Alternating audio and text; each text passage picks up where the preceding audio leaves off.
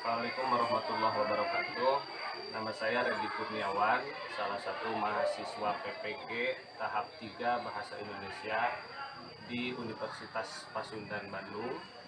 Hari ini, Senin 18 Oktober 2021, saya akan melaksanakan uji kinerja pada kelas 12 SMK Samudra Buana Langkap Lancar. Kepada Bapak Ibu dosen penguji, mohon bimbingan dan arahannya. Terima kasih. Assalamualaikum warahmatullahi wabarakatuh.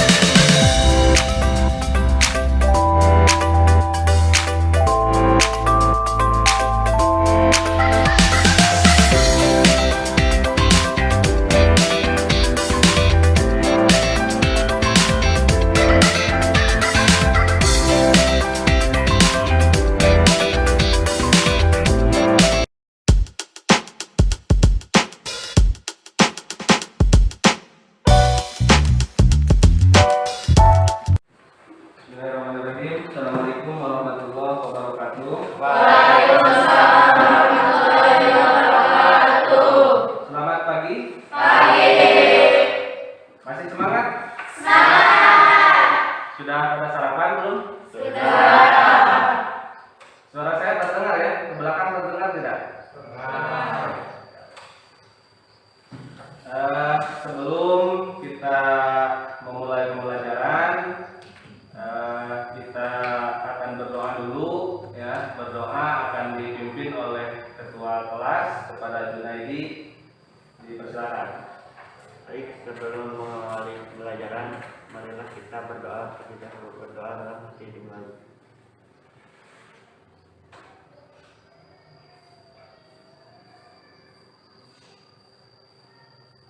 Berdoa selesai. Mudah-mudahan pembelajaran hari ini diberikan kelancaran oleh Allah Subhanahu wa taala. Amin. Amin. Baik, selanjutnya kita akan menyimak lagu nasional. Ini bertujuan untuk meningkatkan jiwa nasionalisme kita.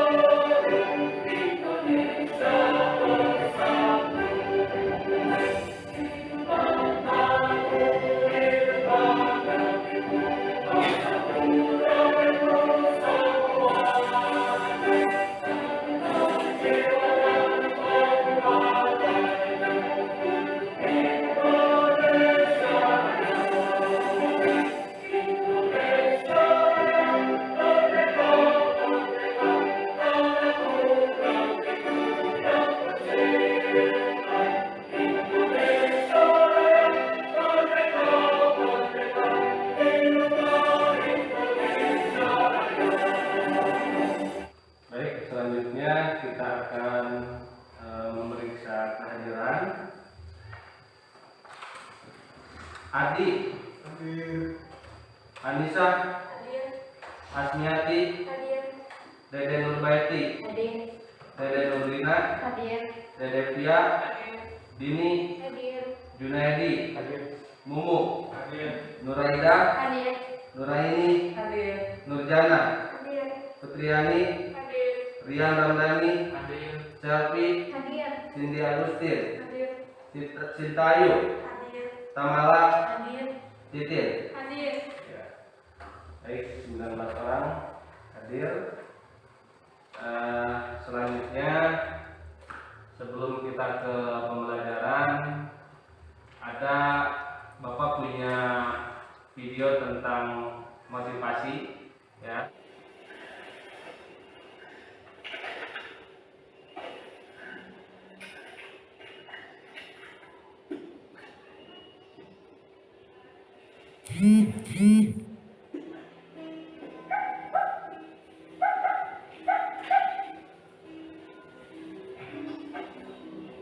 Baik, kita akan masuk ke pembelajaran.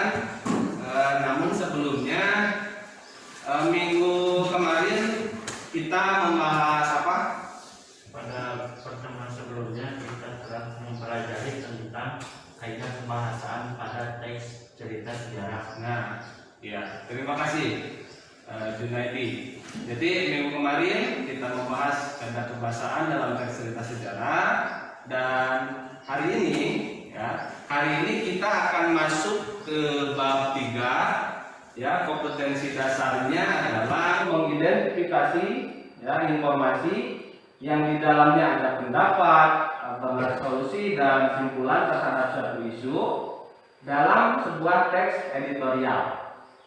Kita akan mempelajari tentang teks editorial. Ya.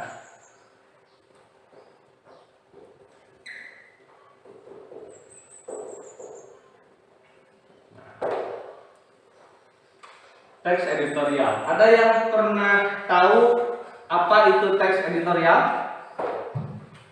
Pandangan penulis terhadap suatu hal yang sedang hangat dibicarakan. Iya. Pandangan penulis terhadap suatu hal yang sedang hangat Bicarakan. Terima kasih. Betul yang dikatakan oleh teman kita tadi bahwa teks editorial adalah pandangan dari redaksi. Ya, redaksi itu penulis. Ya, penulis dalam media, baik itu media cetak, media elektronik, ya. Biasanya disebut redaksi atau redaktur. Nah, ketika ada satu hal yang sedang hangat, ya, sedang trending topik, ya, maka redaktur akan membuat teks editorial. Ya. Biasanya ada di dalam koran, ya. Dalam koran itu ada beberapa bagian. Kalau halaman pertama itu adalah halaman yang biasanya menjadi berita utama, ya, menjadi berita utama. Nah, kalau teks editorial ini adanya di tengah, biasanya di tengah. Teks editorial sama dengan tajuk rencana, ya. Nah, kalau di media itu ada bahasanya tajuk rencana atau opini. Nah, ada satu halaman khusus di situ, dan di dalamnya terdapat teks editorial tentang berbagai macam hal yang sedang trending dibicarakan. Di sini ada tujuan pembelajaran yang akan menjadi patokan kita hari ini. Ya, yang pertama, melalui model pembelajaran discovery learning, ya, dengan pendekatan saintifik berbasis CK, peserta didik diharapkan dapat mendaftar informasi, ya, yang di dalamnya ada pendapat, alternatif solusi dan kesimpulan terhadap satu isu dalam teks editorial. Yang kedua, peserta didik diharapkan dapat menjabarkan informasi dari teks editorial. Dan yang ketiga, peserta didik diharapkan dapat menjelaskan informasi dalam teks editorial. Itu adalah tujuan pembelajaran kita hari ini. Untuk menggali pemahaman kalian tentang teks editorial, Bapak ada tes awal, ya. Soalnya ada 10 butir soal pilihan ganda. Nanti kalian tinggal menyilang jawaban yang dianggap benar. Bapak bagikan dulu.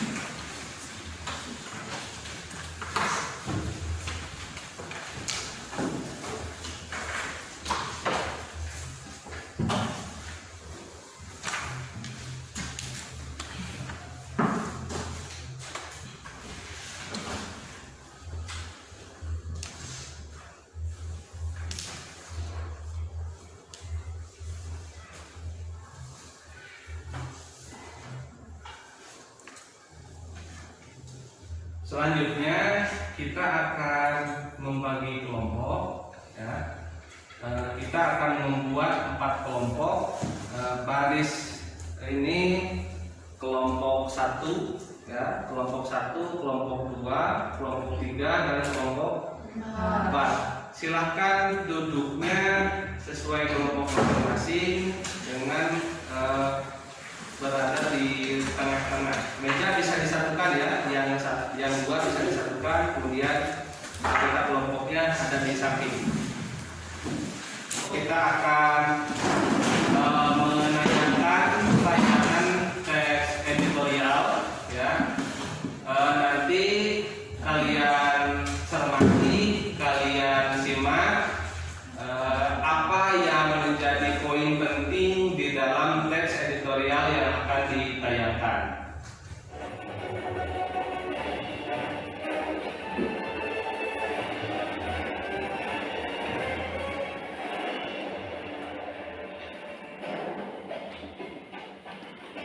Pemilihan presiden atau pilpres masih 3 tahun lagi.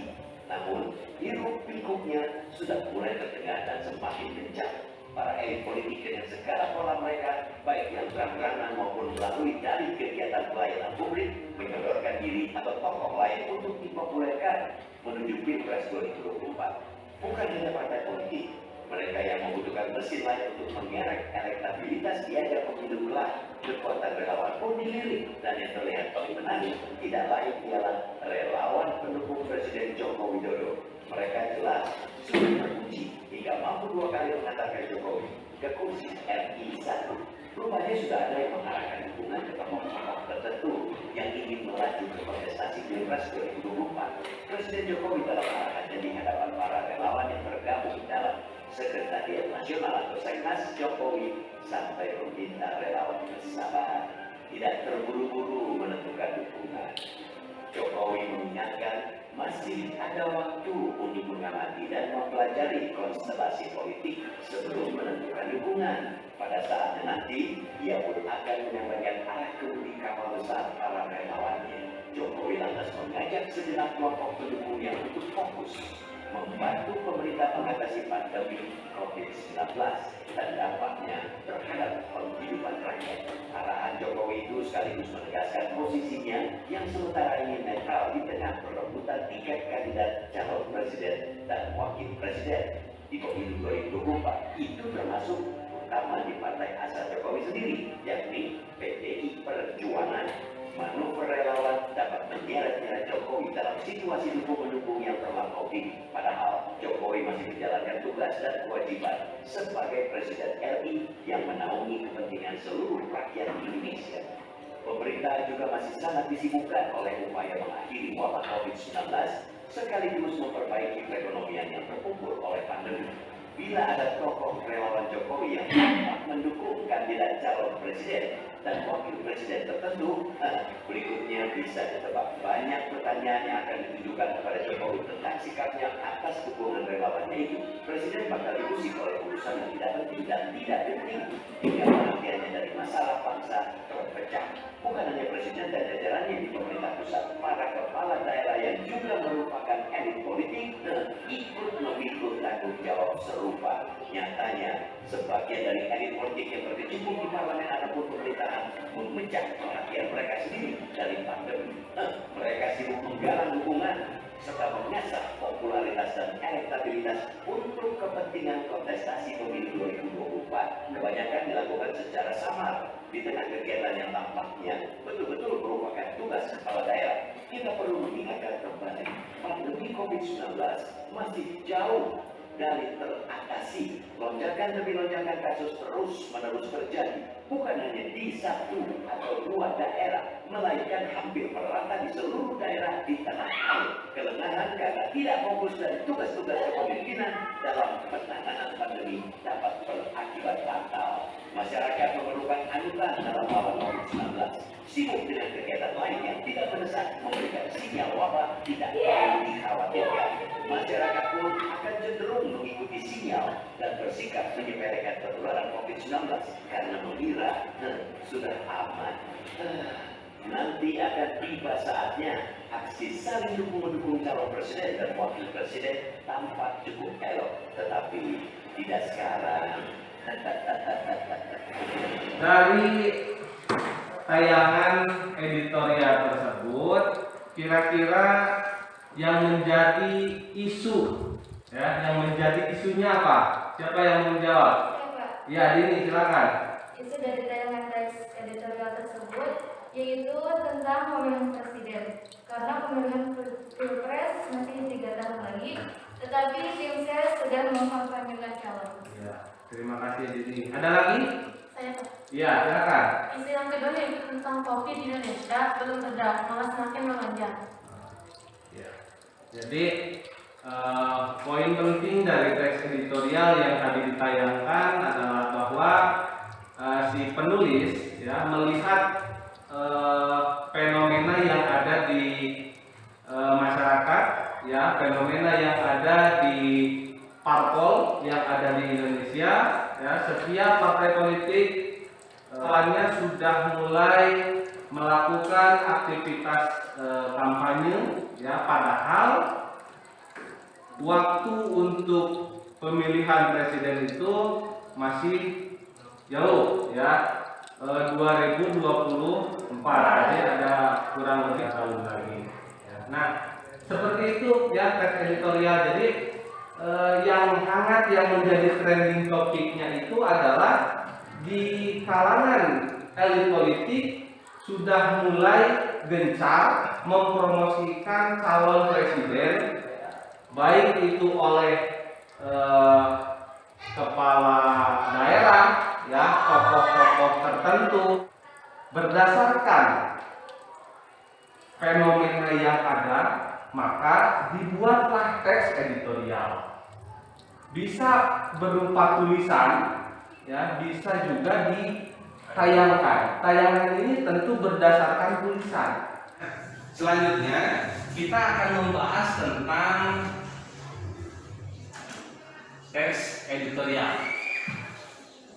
Nah, betul tadi apa yang dikatakan oleh rekan kalian bahwa teks editorial adalah pandangan, ya, pandangan penulis terhadap sesuatu hal, ya, yang sedang hangat dibicarakan. Dalam hal ini yang menjadi sorotan ada beberapa karakter, ya, ada beberapa karakter dari teks editorial. Coba bacakan, Nurjana mana? Nah, coba bacakan. Berisi fakta-fakta tentang peristiwa ataupun permasalahan aktual. Pendapat redaksi tentang peristiwa yang menjadi sorotannya itu berupa kritik, penilaian, harapan maupun saran-saran. Solusi redaksi media yang bersangkutan terhadap suatu permasalahan, mungkin juga berupa simpulan dan sejumlah saran. Karakter teks editorial, ya, diantaranya adalah fakta-fakta tentang peristiwa. Ya, jadi dasar dari pembuatan tulisannya itu adalah fakta atau data, ya, benar, betul-betul terjadi.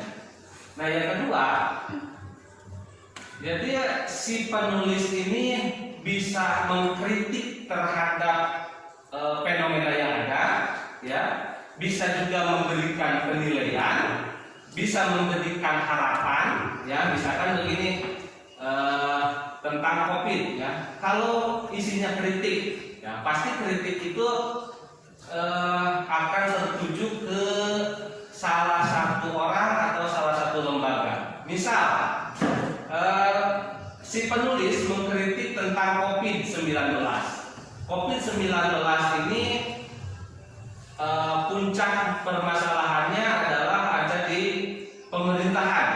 Misalkan pemerintah kurang aktif dalam mensosialisasikan COVID-19, misalkan seperti itu, ya, kritik. Kemudian harapan ini tentunya keinginan, ya, keinginan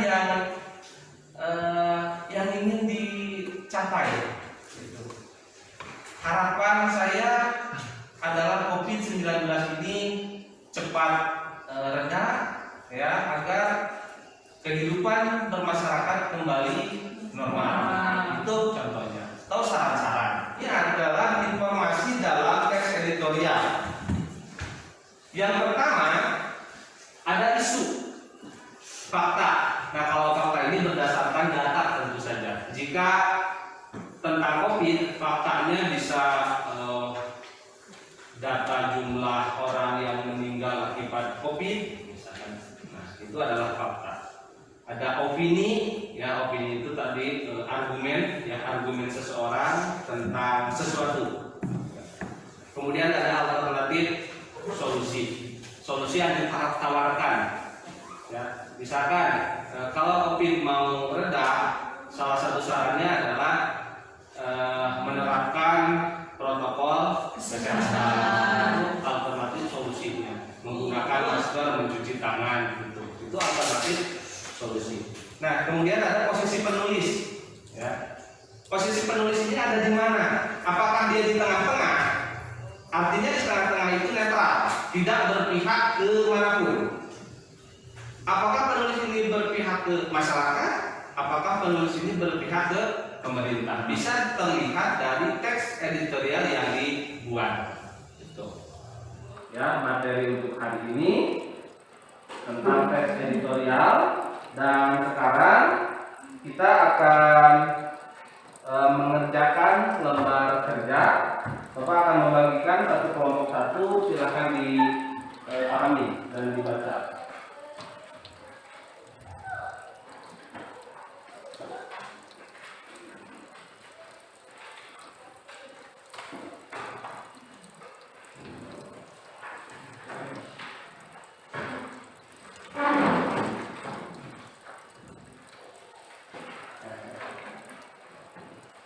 Nah, perhatikan di bagian depan ini ada contoh teks editorial yang berjudul kebiasaan membuang sampah. Nah, ini nanti kalian baca, ya, kalian pahami. Kemudian di halaman terakhir, ya, di halaman terakhir ada satu buah tabel, ya, di dalamnya ada 4 poin, ya. Poin yang pertama isu, yang kedua posisi penulis, yang ketiga fakta dan opini. Nah, kalian cari kira-kira isu apa yang ada di dalam teks editorial ini, kemudian posisi penulisnya berada di pihak mana, dan fakta juga opininya cantumkan, ya. Ditulis di kolom sebelahnya. Paham ya? Ya, silakan kerjakan 15 menit dimulai dari sekarang.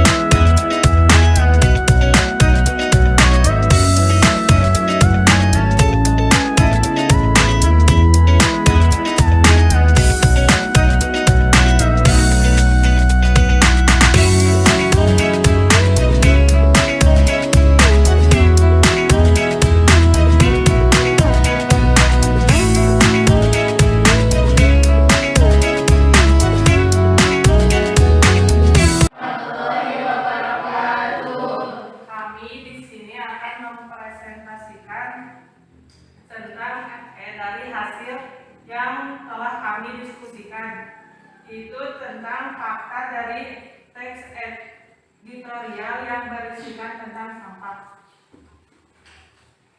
Fakta pertama, kebiasaan membuang sampah di sembarang tempat telah tertanam di benak orang Indonesia sejak masih usia dini. Kalimat ini terdapat pada paragraf pertama, kalimat pertama. Fakta kedua, kebiasaan ini telah dilakukan bertahun-tahun.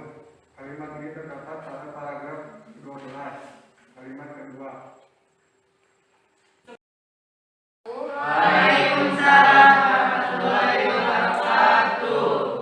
Perkenalkan, kami dari kelompok rekan-rekan saya sebagai pemateri. Kami di sini akan mempresentasikan opini dari teks editorial yang berjudul Kebiasaan Membuang Sampah. Teks editorial yang berjudul Kebiasaan Membuang Sampah, yang pertama yaitu terdapat pada paragraf ketiga, kalimat pertama, dalam kutipan, kurangnya kesadaran untuk mendidik dan memberikan contoh adalah hal yang perlu diperbaiki dan akan membutuhkan waktu yang lama supaya kesadaran akan kebersihan dapat terciptakan. Paragraf ke-9 kalimat pertama yaitu dalam kutipan melibatkan masyarakat umum untuk membantu menjaga kebersihan di lingkungan masing-masing secara umum akan lebih efektif dan efisien. Mungkin cukup sekian presentasi dari kelompok kami. Wassalamualaikum warahmatullahi wabarakatuh. Waalaikumsalam warahmatullahi wabarakatuh. Baik, sekarang kalian simpulkan ya tentang pembelajaran kita hari ini. Siapa yang mau menyimpulkan? Dini, silakan. Kesimpulannya, editorial adalah Terima kasih ya untuk perwakilan dari rekan yang sudah menyampaikan kesimpulan dari pembelajaran yang kita lakukan hari ini. Dan untuk pertemuan minggu depan ya, kita akan beranjak ke KD keterampilan yaitu KD 4.5 tentang menyeleksi ragam informasi sebagai bahan teks editorial baik secara lisan maupun tulis. Jadi kalau hari ini kita membaca, kita menilai teks editorial yang ada. Nah, minggu depan kita akan membuat teks editorial. Dan sekarang tadi ada tes awal ya, dan sekarang tes akhir.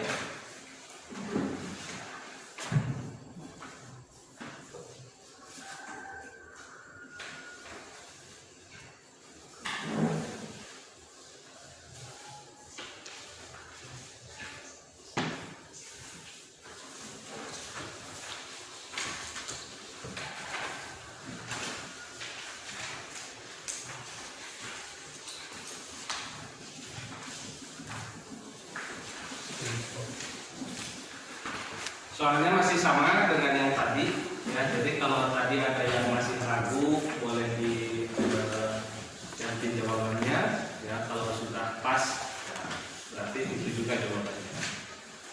Waktunya 10 menit ya, 10 menit dimulai dari sekarang.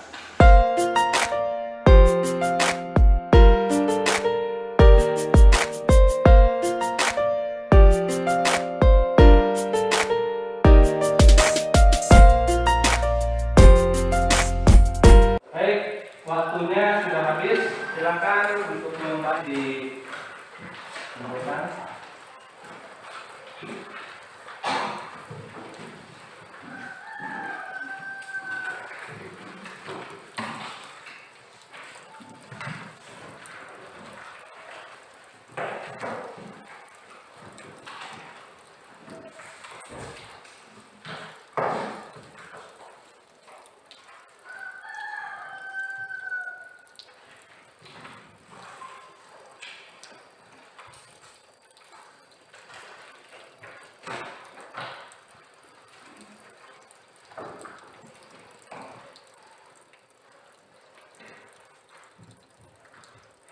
Alhamdulillah ya, pembelajaran kita dari awal sampai akhir sudah selesai. Namun sebelum kita mengakhiri pembelajaran, kita berdoa terlebih dahulu. Saya persilahkan kepada ketua kelas untuk memimpin doa. Sebelum pembelajaran hari ini kita akhiri, marilah kita berdoa bersama-sama. Doa dalam hati yang baik.